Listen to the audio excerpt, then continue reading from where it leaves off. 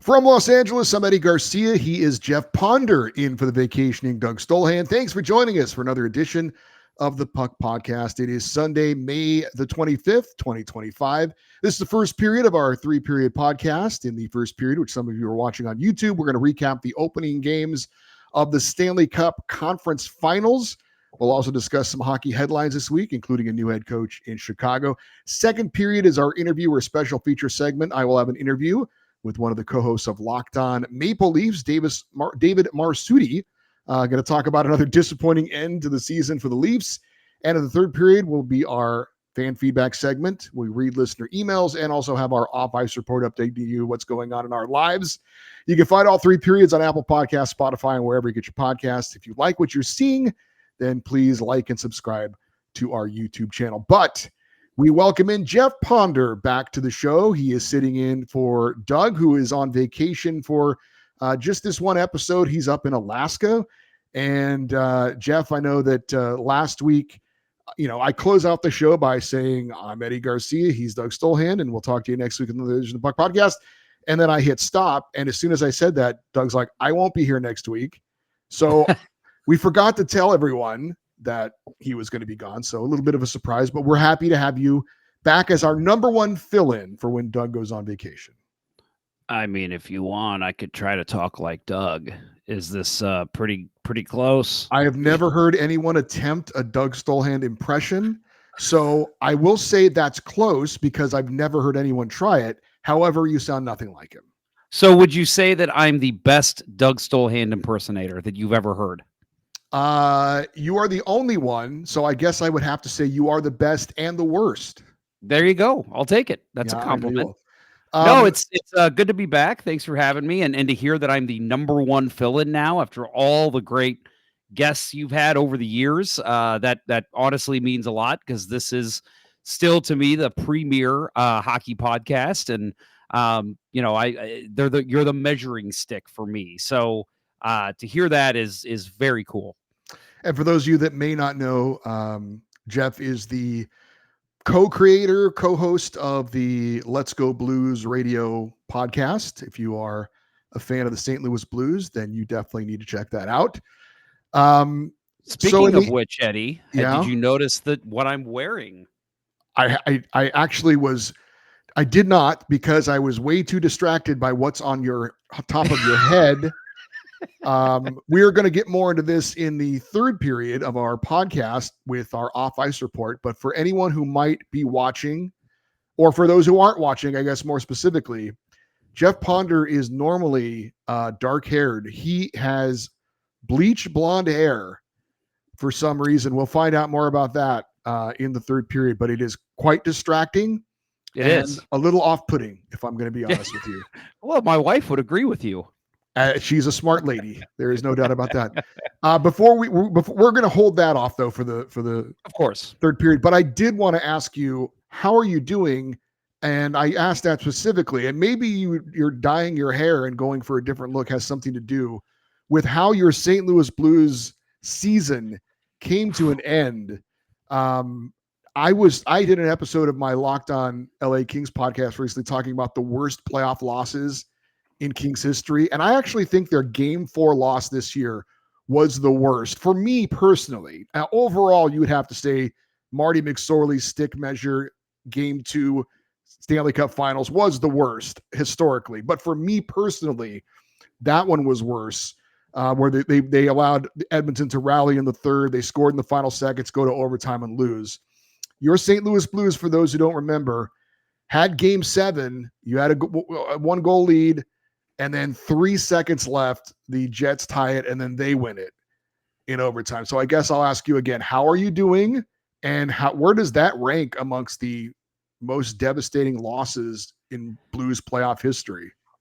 I mean, it's up there. I'm drawing a blank on the season, but there was one, I think it was 1981. The Blues were basically destined to win the Stanley Cup.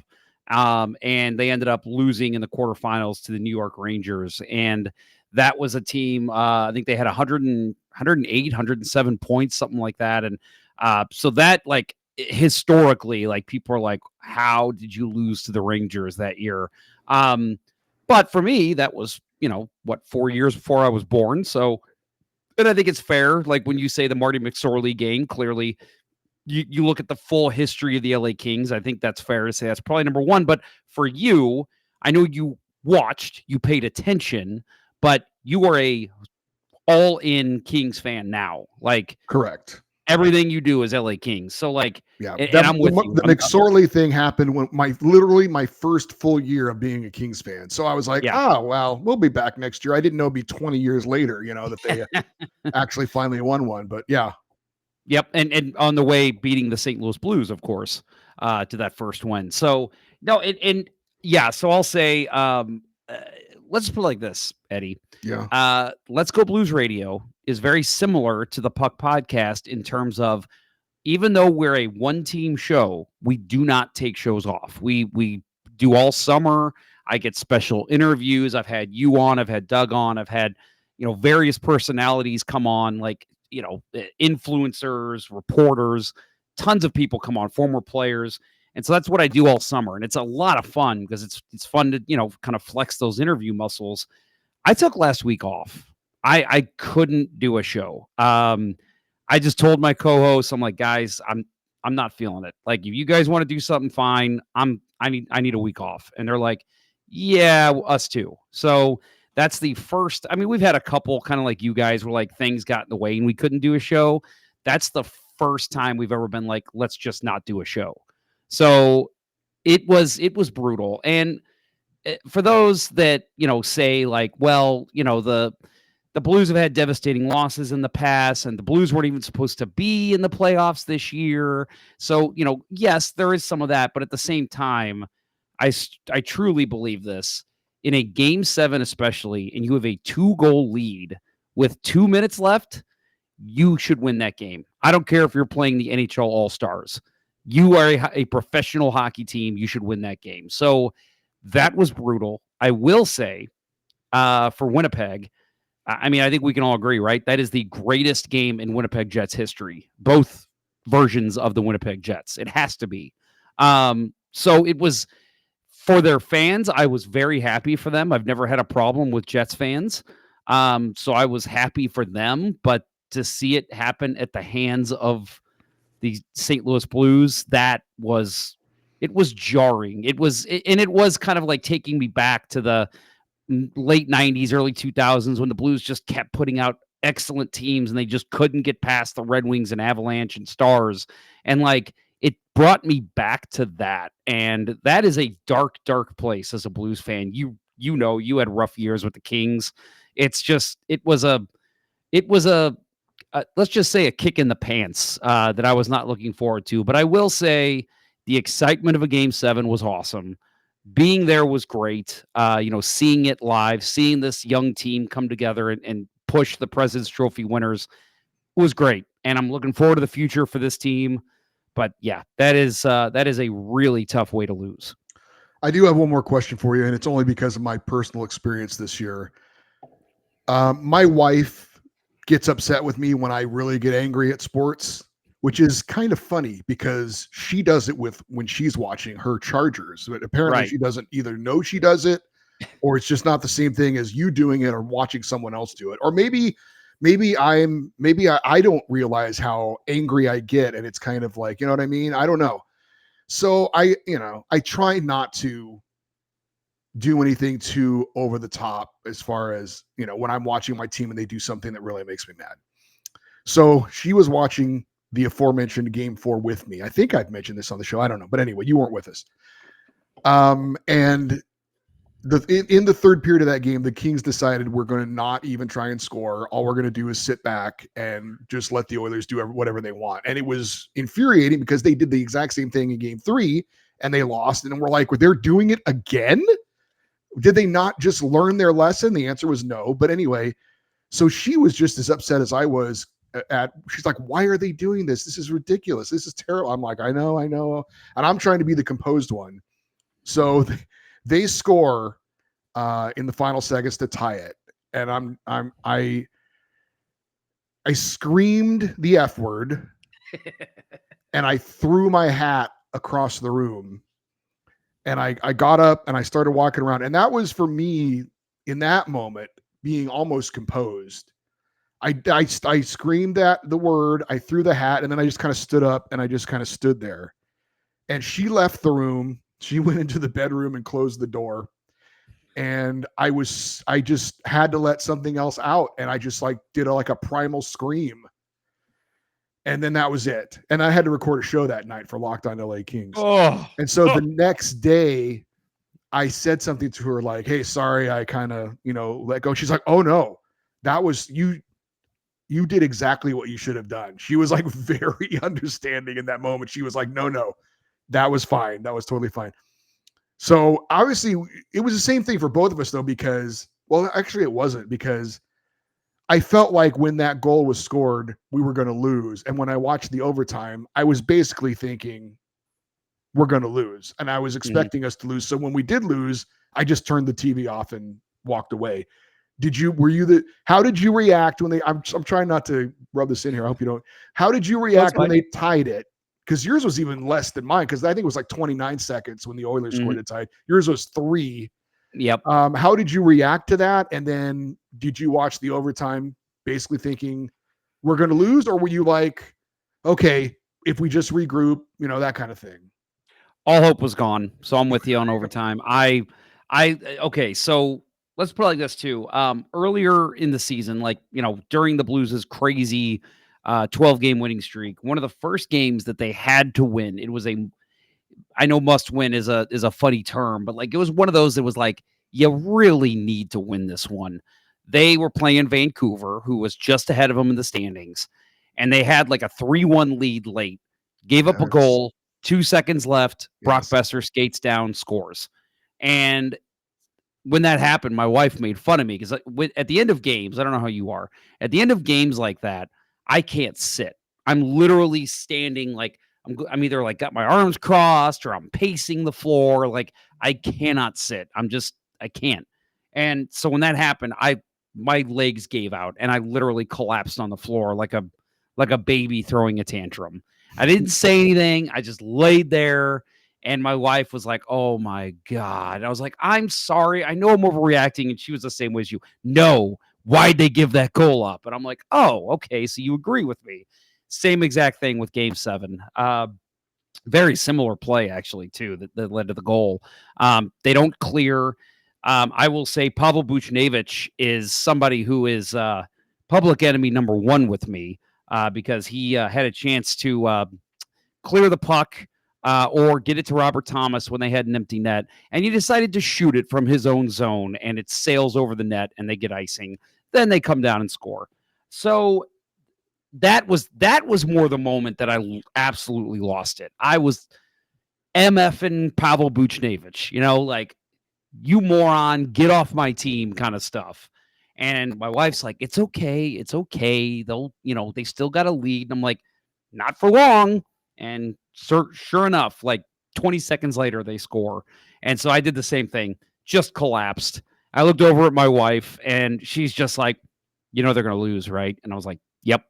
And so we both sat there and watched overtime, and they put up a great fight. And it went 2 overtimes. The first overtime, I thought they played really well, but in the second overtime, you kind of saw Winnipeg pressing a little more. And I had lost all hope though. Even with them playing well, I'm like, they're not going to score. There's no way. And so the other funny side note of this, we've never done this before. In 14 years of doing Let's Go Blues Radio, we had never done a pre and post game show. We were like, for Game 7, it's on a Sunday. Let's do a pre and a post game show. And so, and for those who don't know, we do them live. So, people joined us live before the game, and then we were like, hey, come back after the game. We're going to finish the show. And so it's so funny because it's in one episode. So if you go back and listen to our podcasted version of the show, it is hilarious because at the end of the show, it is high energy of the pregame. It is high energy. It's let's go Blues. Connor's not going to be able to stop anything tonight. Yeah. And then you hear then we made like a transition noise. And then you hear, well, that was Game 7. And it just, the tone change was, looking back now, was hilarious. But at the time, obviously very upsetting. So Like, so that was kind of, so for me, kind of like you, after that game, I'm like, you got to be kidding me. We've got to do a show still. Why did we say to do this? Like, horrible idea. And we ended up doing the show. It only went about 40 minutes tops because we were all just so dejected. And even our audience, like in the live chat, are just like, oh, like there was just, it was the somberest of tones. And yeah, it was a rough night. I had to go and walk it off for a little bit. I think I ended up getting to bed about 3 a.m. So it was tough. It was a tough one to witness. But again, happy for the Winnipeg fans. Our friend Hart was very happy, and I was happy for him. But yeah, that was a bad way to go. All right. So that was Jeff and I talking out our misery. Our therapy. Yeah. That's our therapy there.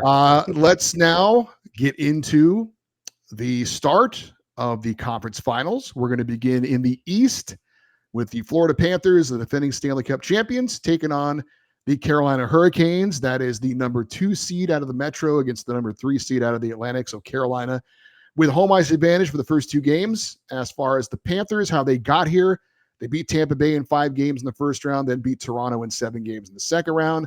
This is the Panthers' 3rd straight trip to the conference finals. For Carolina, they beat New Jersey in 5 games in the first round. They beat Washington in 5 in the second round. Second trip to the conference finals in 3 years. For Carolina, they were a perfect 5-0 at home this postseason going into game 1 of this series. However, they were also riding a 12-game losing streak in conference finals games.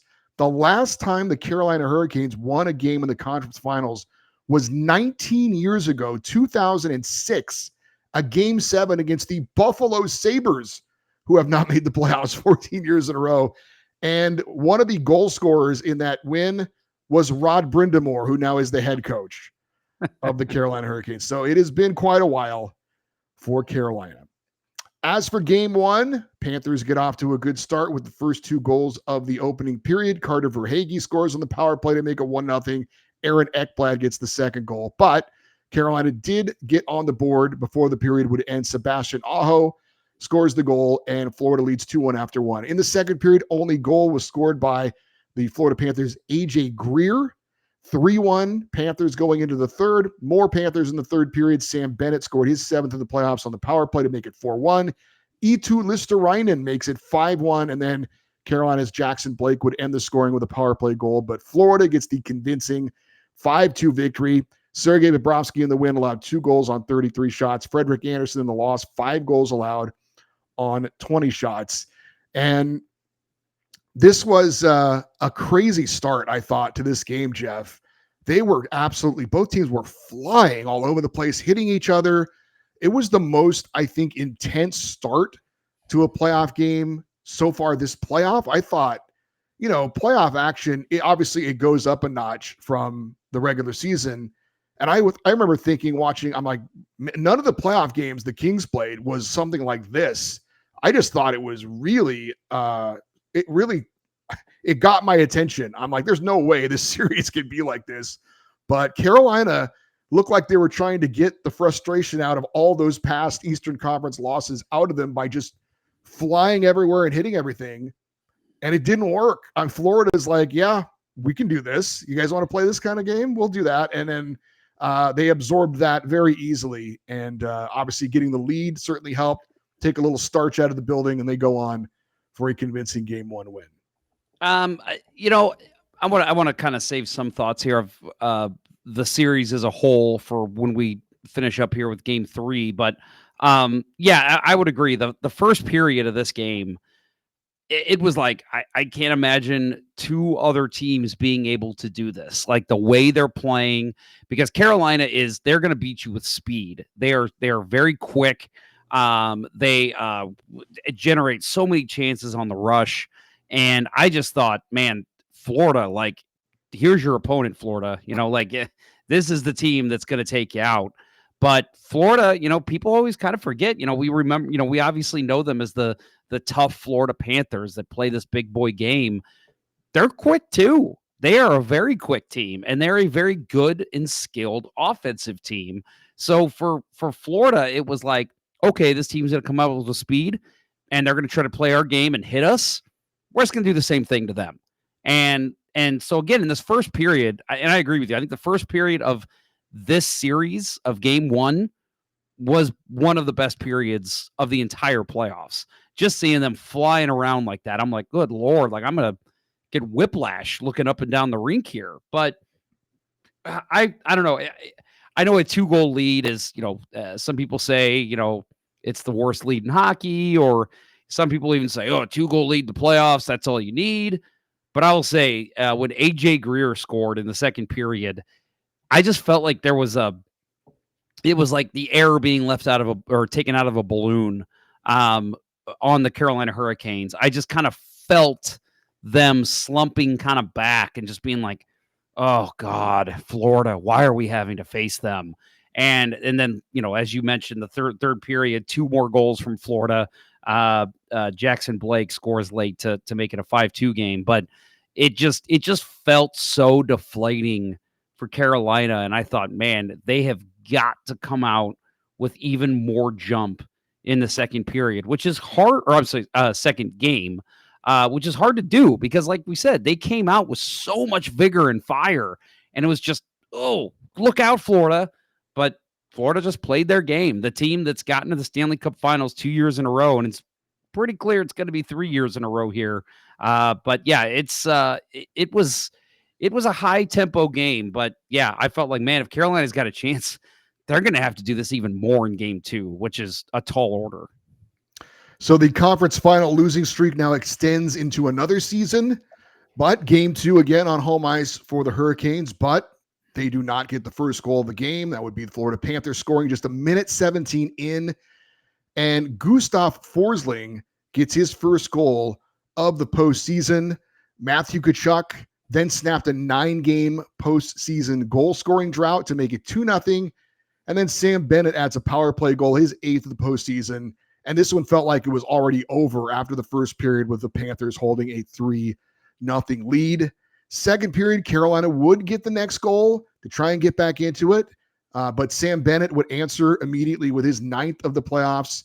I should say Carolina needed to get the next goal is what I wanted to say to get back into it.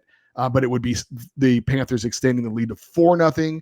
Third period, Alexander Barkov scores on the power play to close out the scoring, and Florida skates off with an even more dominant win than they had in game 1.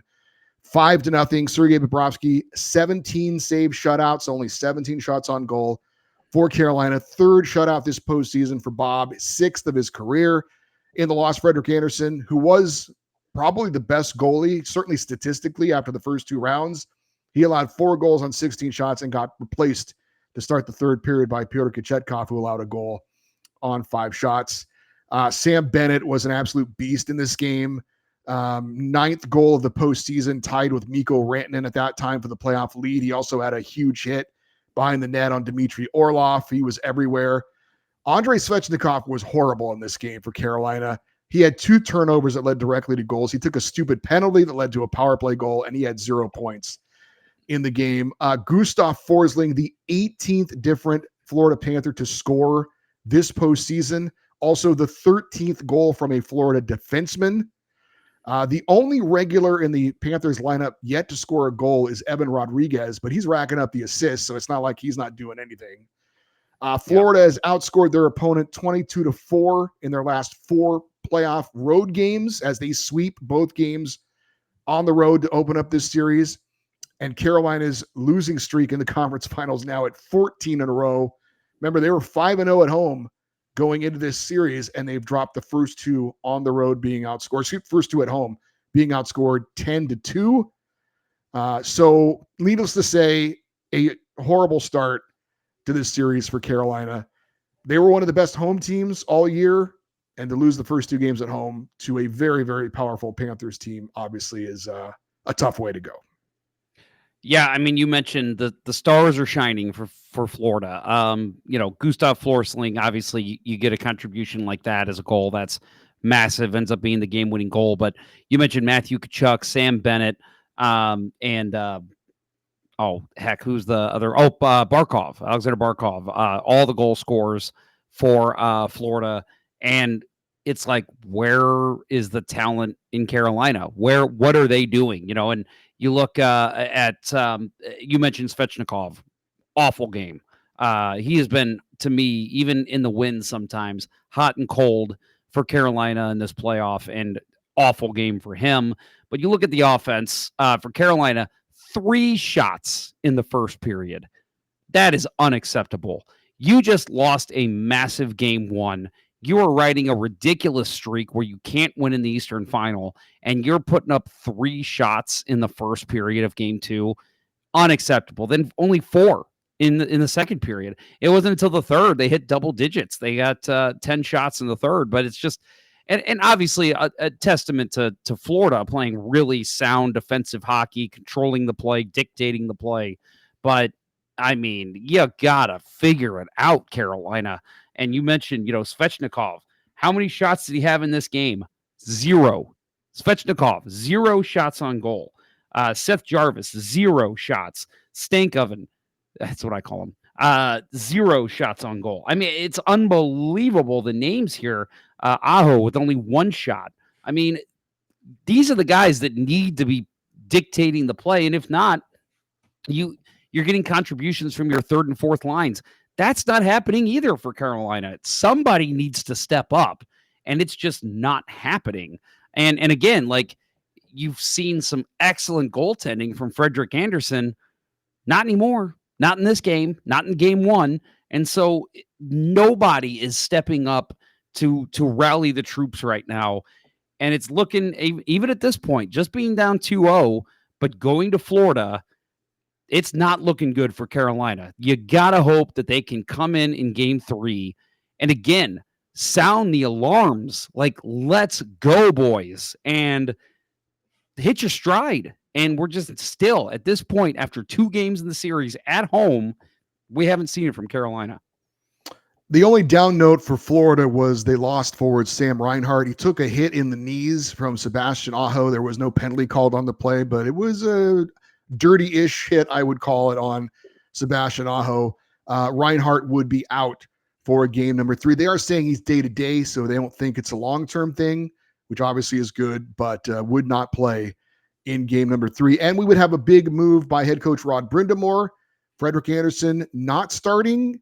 He decided to go with Pyotr Kochetkov in game number 3. I thought it was, you could call it a bit of a panic move, but frankly, I kind of thought they needed a panic move going into this game. I thought they had to do something drastic. I thought that was a pretty drastic move, but I didn't disagree with it. So okay. That was gonna be my question to you. Like, what did you think of that? I'm the type of guy that you go with your ride or die, and to me, that's Frederik Andersen. But I mean, I'm not saying it's a completely false move, because guess what? If it works out, you're a genius. So for me, I understood it, but my coaching philosophy is Frederik Andersen is the guy that got you here. Ride Frederik Andersen. But there's a reason that I'm not coaching in the NHL. Well, no, but I do think it speaks to the desperation of the Hurricanes to do that after, I mean, I think Frederik Andersen probably was, I'm not saying he's the best goalie in the playoffs, but through 2 rounds, and you could certainly say, well, it's New Jersey and that, all that. But the fact is, through the first 2 rounds, if you would have asked me who was the best goalie, I would have said Frederik Andersen. But so that, again, that just speaks to the amount of desperation Rod Brind'Amour has going into game 3, feeling like he has to do something that drastic to try and change his team's fortunes. Yep. So in game 3, the move to Kochetkov did work for a while. The only goal he allowed through the first 2 periods, unfortunately, went off the foot of teammate Dmitry Orlov and in the net. Carolina was down 1-0, but they did score the second goal. Logan Stankoven tied it at 1-1, and that's where we were going into the third period. However, there was a big missed opportunity, it would appear, for the Carolina Hurricanes. Eetu Listerainen took a 5-minute major, a game misconduct for a boarding call on Jackson Blake. That was late in the first period. Carolina basically got a 3-minute power play to end the first and a 2-minute power play to start the second. A little bit fortunate that it was broken up, because when you have those 5-minute majors, sometimes you wear down the other team, right? Because you've got so much penalty kill time. It got broken basically in half, so that didn't happen. and Carolina didn't score. So clearly a missed opportunity there. And then in the third period, the roof caved in on Kochetkov and the Hurricanes. Florida scored 3 goals in a span of about 6 minutes. All in all, the Panthers scored 5 times in that third period en route to a 6-2 win. 2 goals for Alexander Barkov, 2 goals for Nico Mikkola. Sam Reinhart's replacement, Jesper Boquist, scored what would turn out to be the go-ahead goal and the game-winning goal. So even the guy replacing someone steps right in and contributes with a huge goal. The Panthers have 16 goals from their defensemen so far in the postseason, which is amazing. Carolina's losing streak in the conference finals is at 15 and counting. They've been outscored 16-4 so far in this series. And we can throw out this stat. People probably know it. Only 4 teams in NHL history have rallied down 3-0 to win a playoff series. I always get to say my LA Kings were one of them because they were the last team to do it in 2014. But no team's ever done it in a conference finals. There was one time that it happened in the Stanley Cup final. But Florida now 1 win away from their 3rd straight trip to the Stanley Cup final.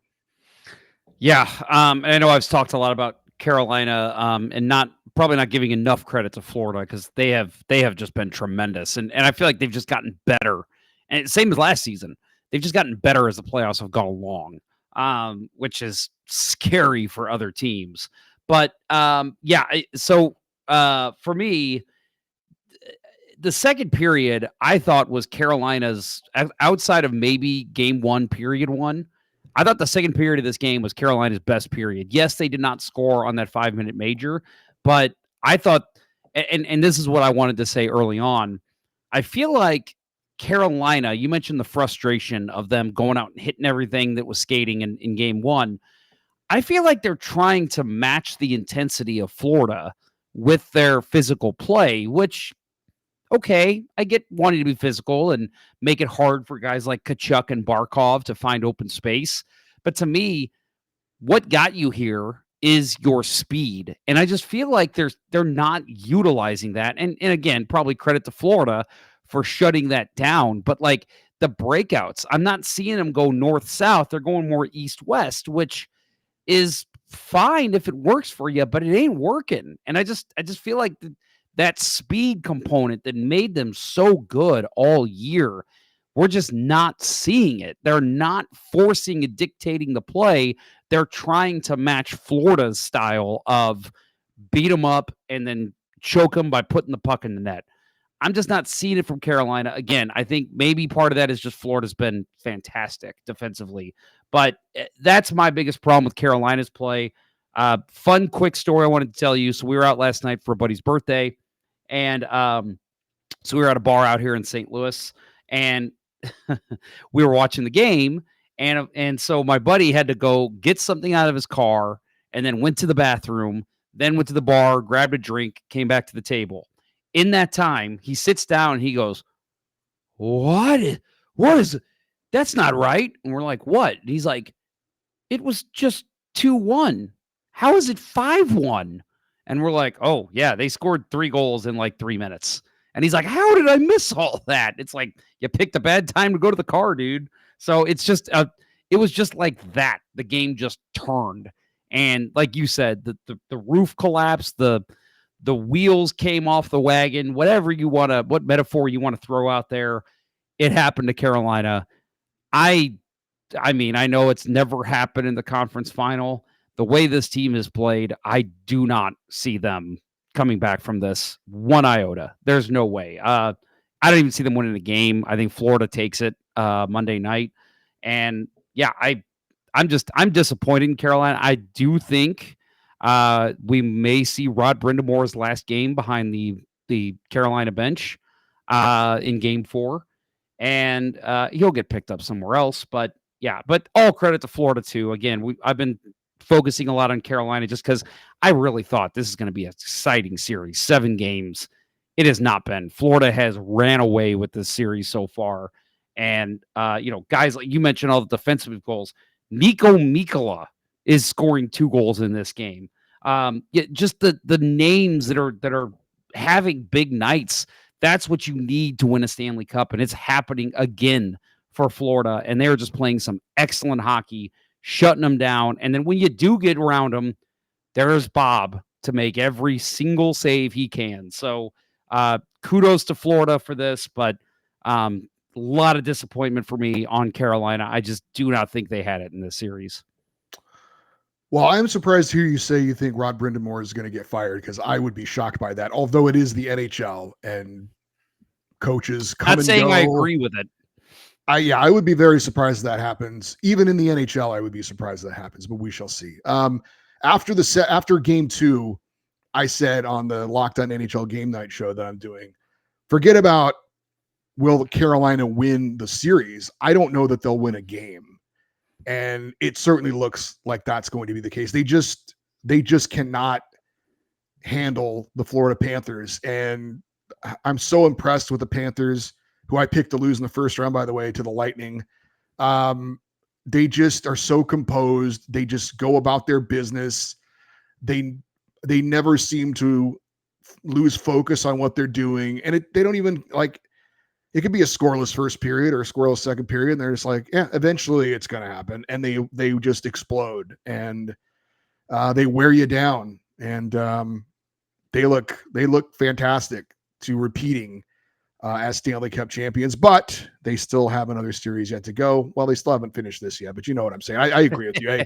I would be stunned if the Hurricanes somehow found a way to extend this beyond 4 games. Let's shift. And I'll just say real quick, we're about to talk about a series with a guy that's scoring a lot of goals in the playoffs. You know, we're talking about all these great things Florida's done. Let's not overlook the fact that Sam Bennett is absolutely destroying, lighting the league on fire right now, has 9 goals with just 3 games into the Eastern Final, and just playing great hockey. And guess what? He's a free agent. Yeah. So that's a guy that I do think he will be good wherever he goes. I don't think we're going to see a fall off like a Matt Bolesky type situation, but he is going to get a lot of money this year. So we'll see if he will live up to it. I saw a report that he might get $10 million a year. I saw that too. That is, there's apparently some team that said we'll give him $10 million a year, which I don't think the Florida Panthers will be able to match.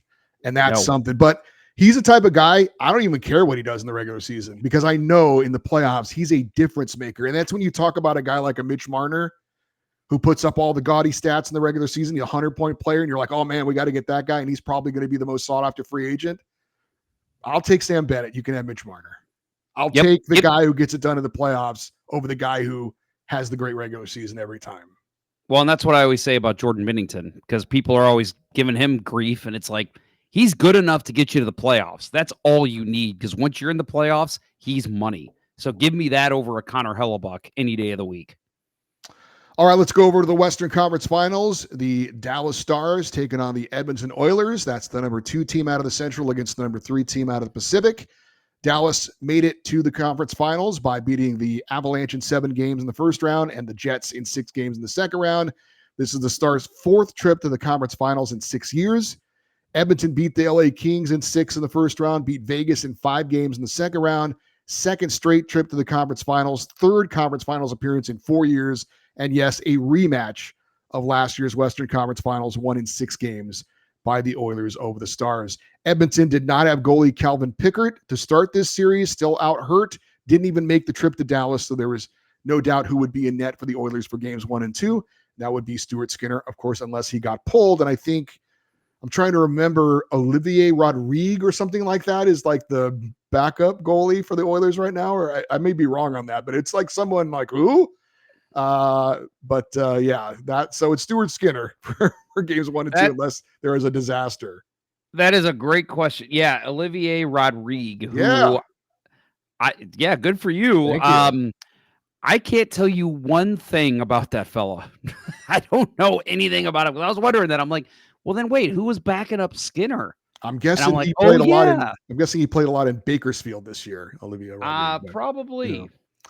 All right, let's get to game number 1 of this one, and the 2 teams would exchange goals in the opening period. Leon Draisaitl gets his 6th for the Oilers. Tyler Seguin would tie it up, and we were 1-1 after 1 second period. Edmonton scores a pair of goals. Ryan Nugent-Hopkins on the power play and Evan Bouchard's fifth of the postseason to grab a 3-1 lead. However, in the third, all Dallas on the power play. Power play goal from Miro Heiskanen, his first of the postseason. A power play goal. Power play goal from Akil Granlund, and a power play goal from Matt Duchene, his first of the postseason. And that gave the Stars a 4-3 lead. Tyler Seguin would score his second of the game, and then Esa Lindell would cap a 5-goal third period for Dallas in a 6-3 win. Jake Ottinger in the victory, 3 goals allowed on 27 shots. Stuart Skinner allowed 5 goals on 27 shots. Dallas 3 for 4 on the power play. All 3 of those power play goals were in a 5.5-minute span of the third. Dallas had won 7 straight home games at that point. I mentioned the goal in the last series in game 1 that felt like it sunk the Carolina Hurricanes' momentum. I think this happened in this game too. When Miro Heiskanen scored that goal 32 seconds into the third period on the power play, that to me was like, oh, Edmonton is not feeling it. And you could just see like Dallas, like, yeah, we're here for a reason, boys. And they just turned their game on. So much pressure in the third period, and just Edmonton couldn't get anything going. I mean, and that's crazy to say because it's the Edmonton Oilers. They've got Connor McDavid, Leon Draisaitl. I mean, all these names that can break a game at any point, but they just could not sustain pressure. They couldn't keep Dallas from just pounding it down their throats. 11 shots in the third period for Dallas, and just excellent hockey. The puck movement. I mean, again, we mentioned the speed, the speed, the skill, the hitting in the Eastern Final. To me, in this one, the passing that we've seen in some of these goals is just insane. And guys just knowing where the other guy is going to be without even looking. So these are just 2 well-oiled machines facing off. And Dallas with the big comeback win in game 1. And it made you think, man, if Edmonton takes a lead, even 3-4 goals, don't count Dallas out. Like, Edmonton's got to be thinking no lead is safe. So you got to think, even with Edmonton's high-powered offense, in the back of their minds, it's always going to be, hopefully we don't give up a big collapse in the third period again. So, we'll talk about these other games, but Edmonton, they get some leads, and you're thinking the whole time, are they going to be able to hold it? Well, I'm thinking Stuart Skinner, is he going to be able to get it done? Because he's been feast or famine, which we're going to talk about more as we go along in this series. So on to game number 2. Again, it's in Dallas. Oilers would score, though, first. Ryan Nugent-Hopkins power play goal. Oilers led 1-0 after 1. In the second, Brett Kulak scored his first goal of the postseason. That made it 2-0, and then Connor Brown gets a goal. And the Oilers have a 3-0 lead after 2. And there would be no big third period comeback for the home team this time, as the Stars shut out in the third period, and the Oilers skate off with a 3-0 win. They even the series at 1-1. Stuart Skinner, 25 save shutout. He's got 3 wins this postseason. They're all shutouts. That ties Curtis Joseph's franchise record, former Blue Great, for shutouts in one postseason. In the 4 games he's lost, he's allowed 20 goals. So again, he's either amazing or he's terrible. Stuart Skinner. Jake Ottinger, 3 goals allowed on 25 shots in the loss. So Dallas has the 3 power play goals in game 1. They were 0 for 2 on the power play in game 2, while the Oilers scored on the power play. So special teams in game 2 favors Edmonton. Connor McDavid and Leon Draisaitl, they each had an assist, but through 2 games so far, they have not been that much of a factor in this one. Did want to mention that Stars top line center Rope Hintz was slashed on the foot by Oilers defenseman Darnell Nurse in this game too. Hintz had to be helped off the ice, couldn't put any weight on his foot, didn't return. Nurse got a 2-minute slashing penalty. There was some controversy over should he have gotten a 5-minute major. I believe they called it a 5-minute major, and then so they could review it, and then they downgraded it to a 2-minute minor. Afterwards, Pete DeBoer got some headlines. Head coach of Dallas, he said if Connor McDavid would have been helped off the ice, there's no doubt it would have been a 5-minute major. Your thoughts, Jeff, on the slash? Should it have been a 5-minute major, and what did you think about what Pete DeBoer had to say? So Yeah, I'll say that I think, and I get why they call 5-minute majors now. They call so for those who don't know, if you want to review it, you have to call it a 5-minute major. It's not like, oh, we can call it 2-minute, but we need to review it and see if it's 5. So that's why they'll call it 5 sometimes, because it's like, hey, we need a review, just call it 5 minutes. I hate that rule because I'm a big believer in uh, what was the call on the ice. Because if you can't determine that it should be worse or better, then just go with what the call on the ice was. So for me, like that has to be thrown out the window with that rule, because obviously then every time it's going to be 5 minutes. I don't know. You see slashes like this, fairly regularly. I do think it was a 2-minute when I review it, and I want to get your thoughts too on this too, Eddie. But I just thought, that it was bad and it was worthy of a penalty. I don't know if that's worth 5 minutes. I think that was maybe a little. Now, if it's on the hand and it's like breaking a bone, yeah, okay, maybe that's 5 minutes. But on the foot, I mean, there are chops down to people's skates all the time. It's just unfortunate. It got him on the foot. As far as Pete DeBoer's comments, uh, I'll just say this. When the Blues played him in 2019 and he was the Sharks coach in the Western Final, all he did was complain about every single hit and every single thing that happened in the series. And I'm just like, dude, that was the year that they had a weird call. I think it was against the Kings in the first round that I think it was an offside they missed or something. And then there was another one against the Golden Knights. And it was like, dude, you have gotten, and that was the famous hand pass goal in overtime against the Blues. You've gotten your breaks too, bud. Like, stop complaining. So I'll admit, when I hear Peter DeBoer complain about something like this, I'm just like, okay, yeah, we're used to hearing this from you. Calm down. You're not going to have the NHL suspend somebody over a 2-minute slash. But what are your thoughts? I think that he's probably right. I think if Connor McDavid's helped off the ice, they probably do keep it a 5-minute major. But I actually don't have a big problem with that. I think leagues do protect their stars. We've seen the NFL put in specific rules to protect quarterbacks.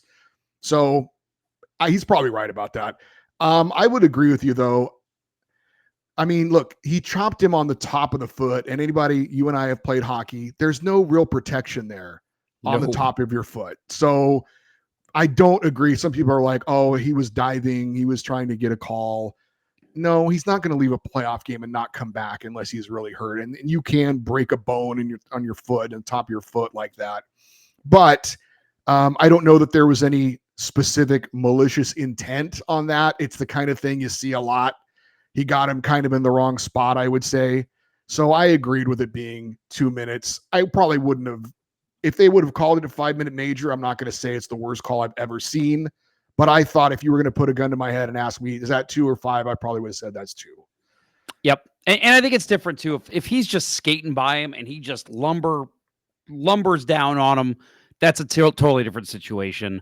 I don't feel like that's what happened here. This was just an unfortunate, that's where his foot was. And it's just a bad happening. So I don't know if you've got any notes on Rope Hintz the rest of the way, do you?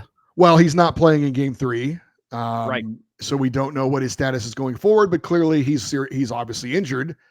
They did say that he is skating, which if you have a broken foot, you're not skating. Yeah, he took the warm-up before game 3, but did not play in game 3. So he looks like he could be available for game 4, but that's a big loss. Your top line center not playing in a game where you're all even at 1 apiece. Oscar Beck was his replacement in the lineup.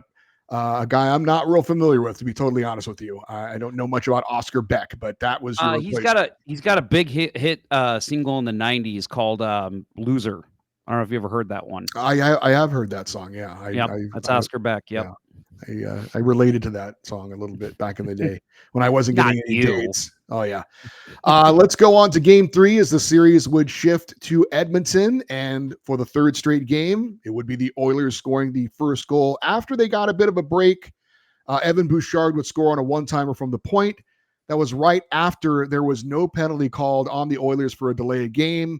The replay seemed to clearly show, I thought, that the puck went directly out of the playing surface, and because they didn't call delay a game, they couldn't review it. Now, if they would have called the penalty, it could be challenged, but you can't review a call that isn't a call, basically, because there was no penalty. There was nothing to review.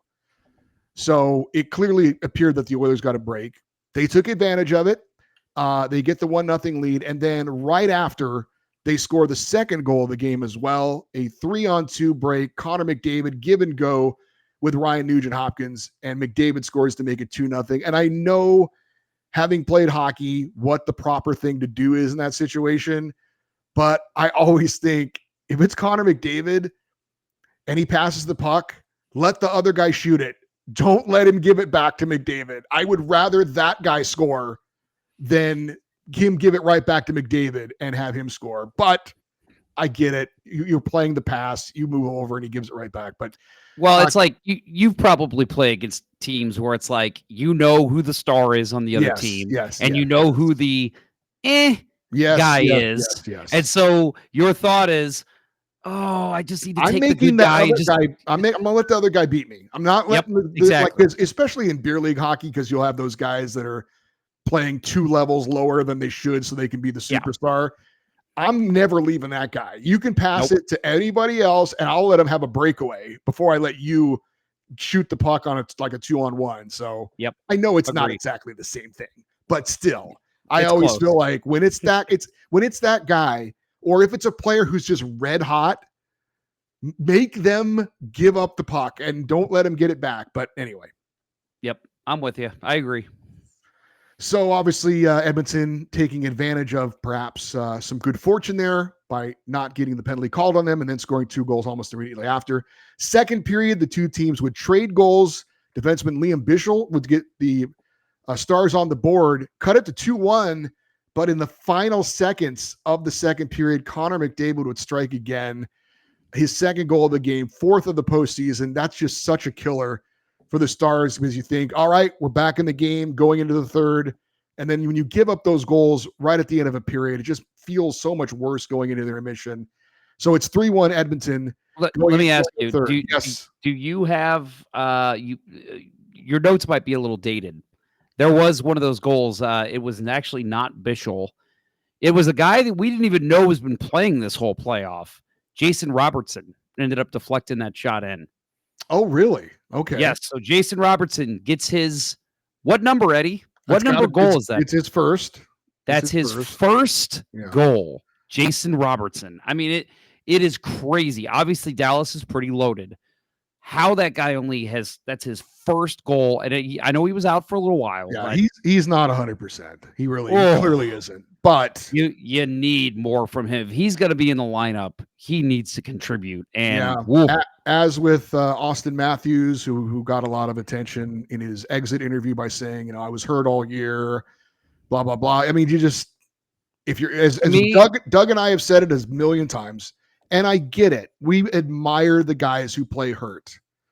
However, if you're on the ice, you're judged by your performance, regardless of what your physical health is. That's fair.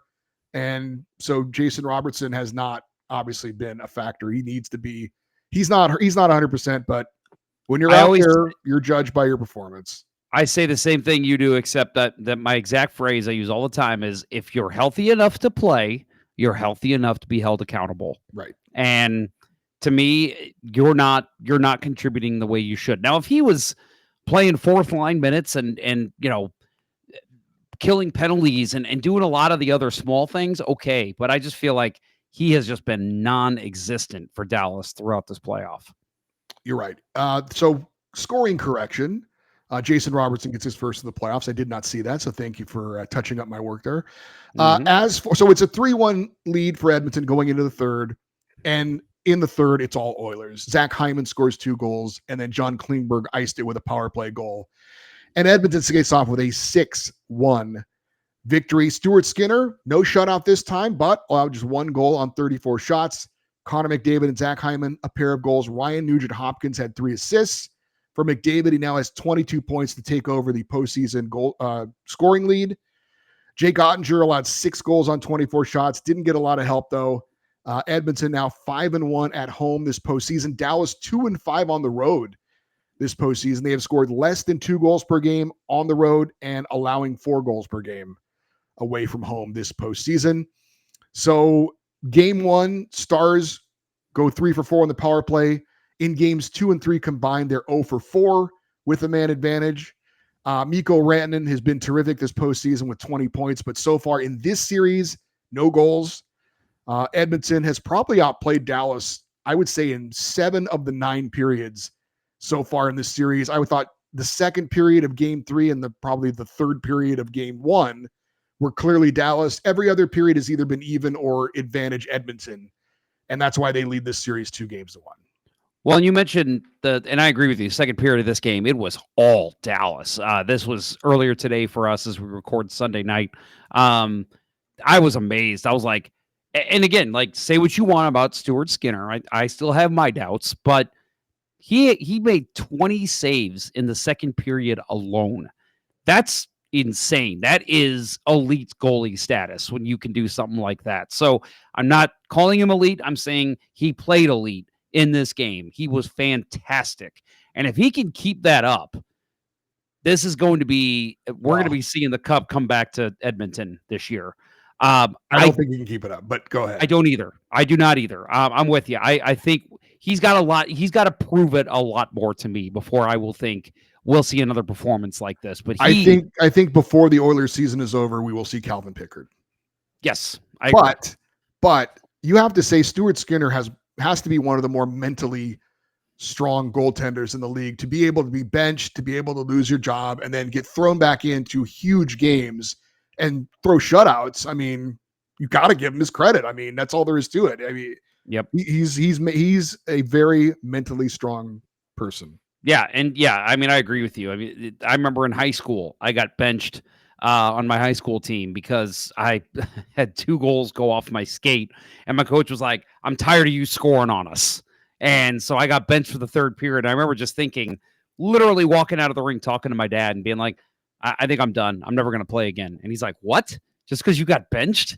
And so I've been in that situation where you're like, I can't imagine feeling worse for myself. But like you said, Stuart Skinner, he's just getting right back into the net and doing what he needs to do.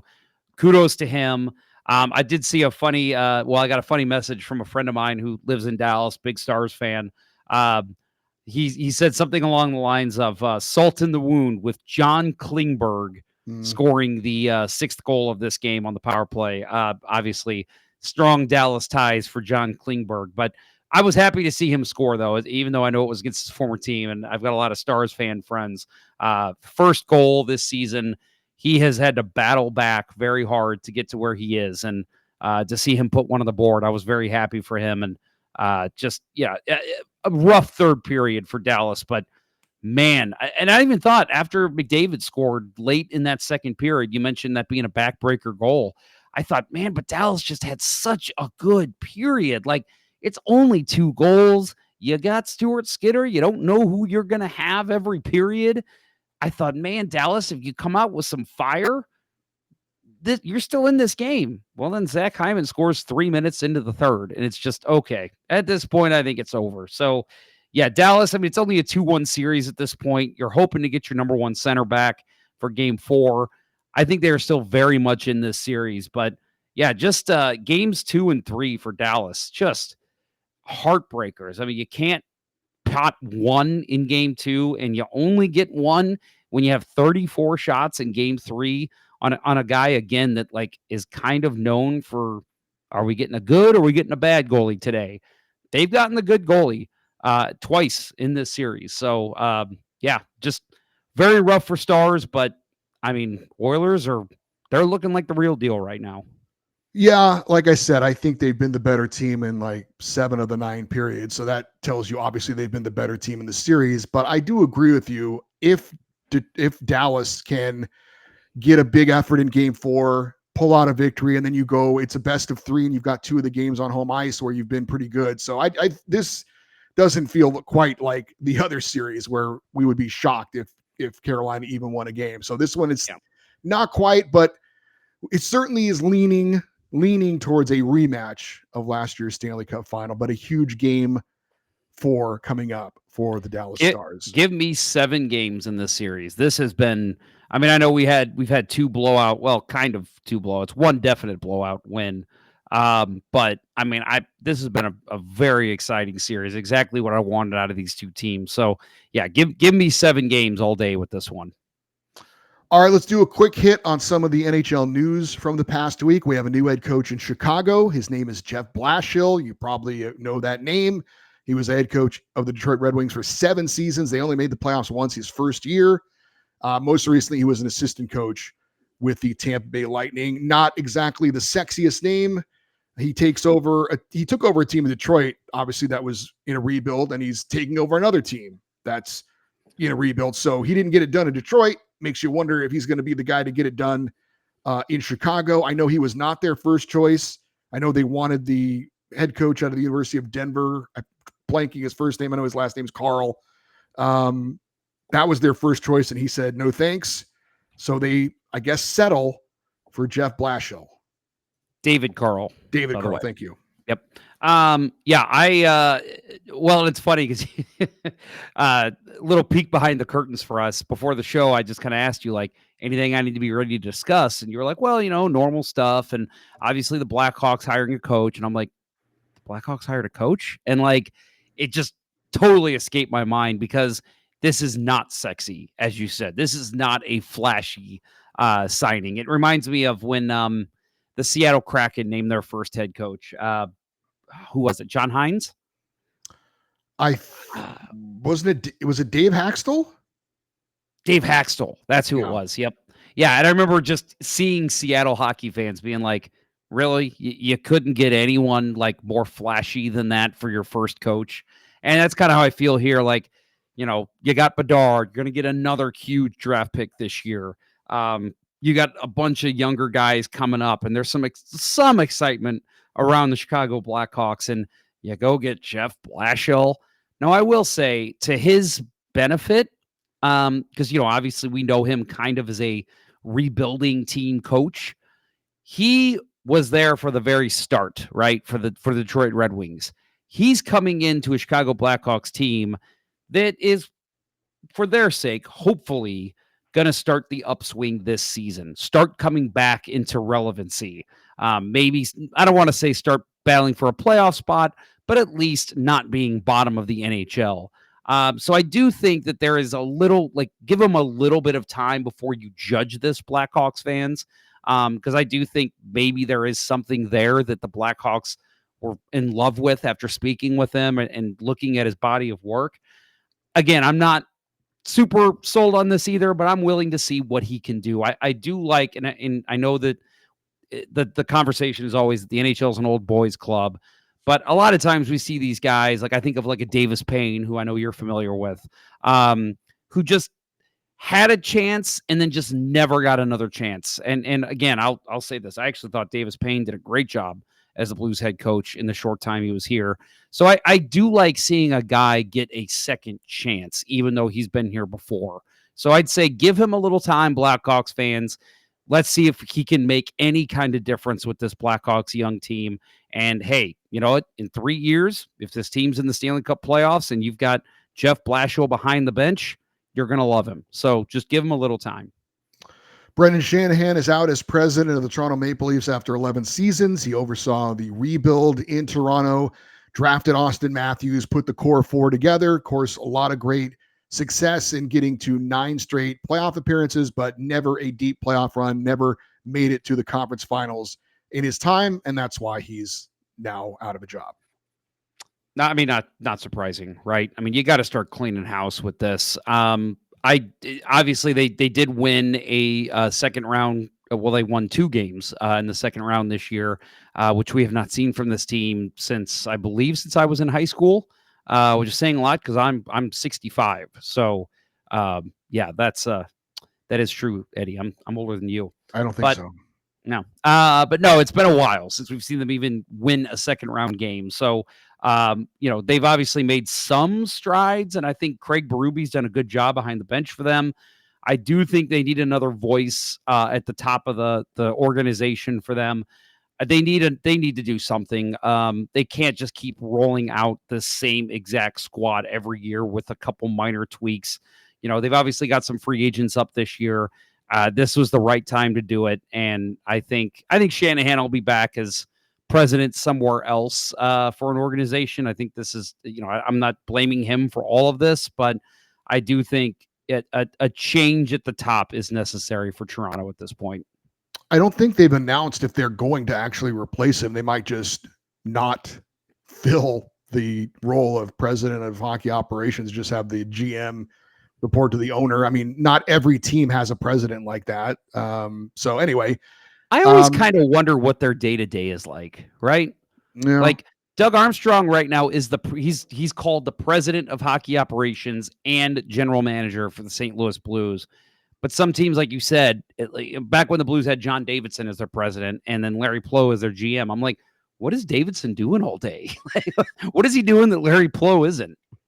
The Islanders apparently talked to Shanahan, but I saw a report today that he has decided not to join that organization. So maybe he's got another job lined up. We'll see, but it's not going to be the Islanders, apparently. Speaking of the Islanders, they have a new general manager. What? I was going to say probably because Patrick Waugh doesn't want to deal with Brendan Shanahan because they got in a huge fight once on the ice. Well, I don't know that Patrick Waugh is calling any shots right now with the New York Islanders. Matthew Darch is his new boss, Patrick Waugh. He's the new general manager of the New York Islanders, former player, most recently assistant GM in Tampa. So Tampa lost an assistant coach with Jeff Blashill and assistant GM in Matthew Darch. He was a journeyman player in the NHL, was Matthew Darch, 9 NHL seasons as a winger for 5 different teams, Canadians, Lightning, Sharks, Predators, and Blue Jackets. But his name was constantly coming up anytime there was a GM opening over the last few years. So he was kind of a hot young name out there, and he finally gets his chance now with the New York Islanders. I will be honest, I know nothing of his body of work. I've heard his name. But yeah, I agree. Every time there's like a GM opening, I'd say the last 2 seasons, you've heard, oh, well, they just interviewed Matthew Darch. And so I have no frame of reference for him. But from what I hear, he was the right hire, talking to Islanders fans. So I'm excited to see what he can do for that organization because they've been in a little bit of a tailspin lately. Boston Bruins signed GM Don Sweeney to a 2-year extension. He was going into the final year of his contract. He is in the process of hiring a head coach, which is not, we talked about the coaching vacancy being filled in Chicago. And we've got 3 more coaching vacancies to be filled with Boston, Pittsburgh, and Seattle. Sweeney's been on the job in Boston since 2015. This past year, the Bruins had their 8-year streak of qualifying for the playoffs come to an end. They did go to a Stanley Cup final with Don Sweeney as their general manager. I don't remember who they lost to, though, in the Stanley Cup final. I don't either. Yeah, I have no idea who that was, but I remember Cam Neely throwing a water bottle. That sounds like Cam Neely. Yes. Good old Seabass. Yeah, I sorry, did you have more to add? No, go ahead. I think this is bad optics for the Boston Bruins. I mean, I get his contract's up and for whatever reason, ownership is a big Don Sweeney fan. I think him and Cam Neely need to go personally. It is clear they fumbled with firing Jim Montgomery. I mean, look what he did when he came to St. Louis. And some of the contract stuff with Jeremy Swayman last year was just, what is even happening there? Not really filling your number 1 center. There's just so many things that have led to me saying, I think it's a regime change time. And so for them to just come out and say, maybe, for me and maybe Don Sweeney said, I won't sign anything unless it's at least 2 years. But to me, it's like, okay, let's sign him to a 1 year, see what you can do with this little sort rebuild that we're doing. And if you do well, we'll consider 2 or 3 years. But maybe Don Sweeney had no interest in that. But it's just, to me, with your fan base, it is bad optics to be bringing back Don Sweeney after such an awful, awful season for the Boston Bruins. Well, I think a 2-year deal basically is a 1-year deal. Like, nobody signs a 1-year deal, but those deals, 2-year deals is basically, we're giving you 1 year to prove that you're going to be on the job the next year. Yeah. So to me, that's, it is kind of surprising they're letting him hire another head coach. But they're going to give him an opportunity to hire the next head coach and to get the team back on solid footing for the next year. And if he doesn't do that, if the coaching hire is not a good one and they're equally bad next season, then he's gone. I saw somebody saying, and I don't know how your feelings about this, because I know Luke Robitaille has been a part of your organization for a while, and obviously the Blues have like Al McInnes involved. But I saw somebody say, this is why you don't hire your former players, because that is like right there, like any other team, Don Sweeney is not brought back, but because he's a Bruins guy, they brought him back. It's easy to say that. I mean, Joe Sakic, I think, has done a pretty good job with Colorado, although there were for a while there were people who didn't think highly of him. Mhm. If Steve Yzerman turns it around in Detroit, then that'll go away as well. I don't know. I do think that Luke Robitaille is in a similar situation as Don Sweeney. I think if this hire that he had of bringing in Ken Holland, if that doesn't work out, because I think it's a 2-year deal for Holland. They didn't say that. They just said multi-year deal. If it doesn't work out, then I think he's gone too. So there's some similarities as far as that goes, I would say. World Championships, Denmark has probably the biggest win in their hockey history as they beat Canada with Sidney Crosby and Nathan McKinnon on the roster in the World Championships. Denmark's got one NHL player on their roster, Nikolai Ehlers of the Winnipeg Jets, but they take down Canada. The championship game was played earlier today, and the USA beat Switzerland 1-0 in overtime. First time in 92 years that the U.S. has won this event. I'm like, wow, really? Blew my mind. Tage Thompson with the golden goal, the gold medal winning goal in overtime, and Jeremy Swayman, 25 save shutout for the U.S., who, nice moment. They brought out the USA jersey of Johnny Gaudreau for their, when they got the trophy there for the World Championships. But yeah, I keep track of it vaguely because there's always a couple of players from my team that will play in it, the World Championships. And I just hope they don't get hurt. I'm basically just making sure they don't get hurt. But 92 years since the U.S. had won this event. That's crazy. So I don't know if you heard. I don't know if you heard the interview with Tage Thompson after he scored the big goal. Yeah. They said, Tage, so, obviously a big moment. And he was like, yeah, I'm so excited. And they were like, yeah, so, but what are you going to do how do you bring this back to your Buffalo Sabres in October? And he goes, that's right, I'm still a Sabre. Yeah, I thought this was a lie. I had a pretty good idea this was a lie. This is, like you said, 92 years, that blew my mind. I did not know that. And you guys have talked about, obviously every year you talk about the World Hockey Championships. I have the exact same mentality as you, is like, I would love to pay attention to this. Like, this would be so much fun to just World Championships. Great. Yeah. Let's see Crosby and McKinnon together and Tage Thompson and Jeremy Swayman. Awesome. Very cool. But to me, this is during NHL playoffs. It is so hard to pay attention to anything else, for me, at least in the sports world, but for even just hockey fans in North America, paying attention to anything but the NHL playoffs. So for me, it's like if you, and I know that this has been a long tradition. I'm not asking anyone to change it, but I mean, if this was in August or September, oh man, I would be all about this. I'd watch every game. I would take time off and literally watch it as much as I could. But right now, I'm sorry. I know it's a big deal around the world.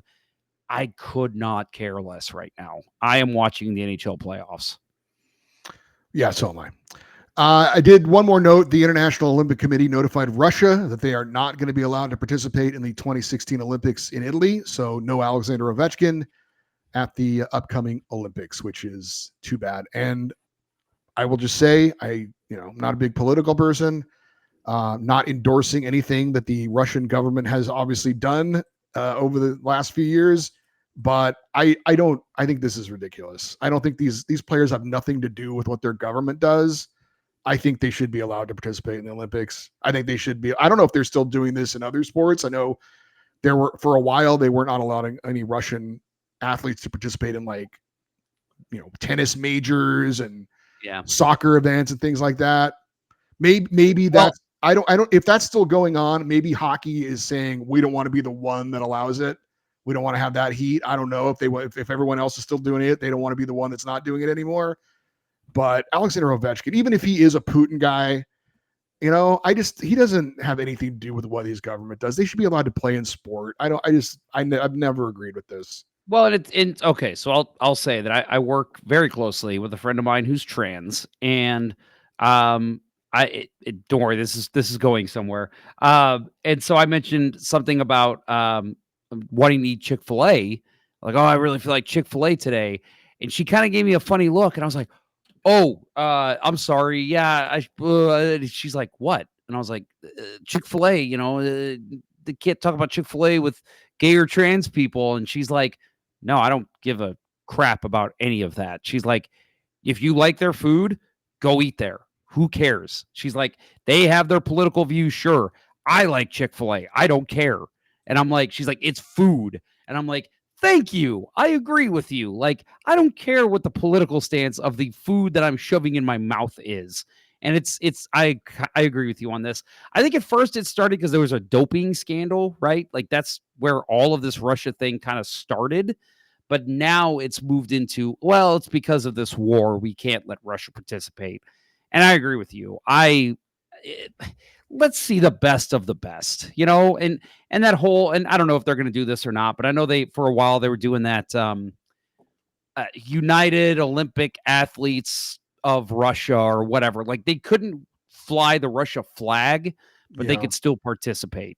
Yeah. So I'm not sure if they're going to do that or not, but yeah, for me, I agree with you. Like, I'm not wrapped up. I mean, yes, obviously, I care what's going on, but it's not like Alexander Ovechkin is out on the front lines with a machine gun. Like, let the guy play. Let these guys play. Let's see the best of the best.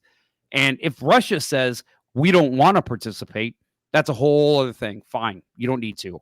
But to ban the athletes, these guys who have worked, and women too, who have worked their entire lives to prove that they're the best of the best, and you're just not going to let them do it because of your leadership of your country, that's just totally unfair to me.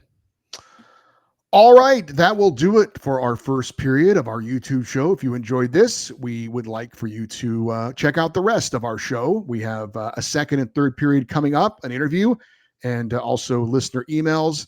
If you want to find the rest of the podcast because you're watching on YouTube, go to Apple Podcasts, Spotify, search Puck Podcast wherever you get your podcasts, and you're probably going to find it. If you are listening to the podcast, then the second and third periods are coming right up. But again, if you're watching on YouTube, I'm Eddie Garcia. He's Jeff Ponder, and we will talk to you next week with another edition of the Puck Podcast. Yay, no cursing. Yeah, no kidding.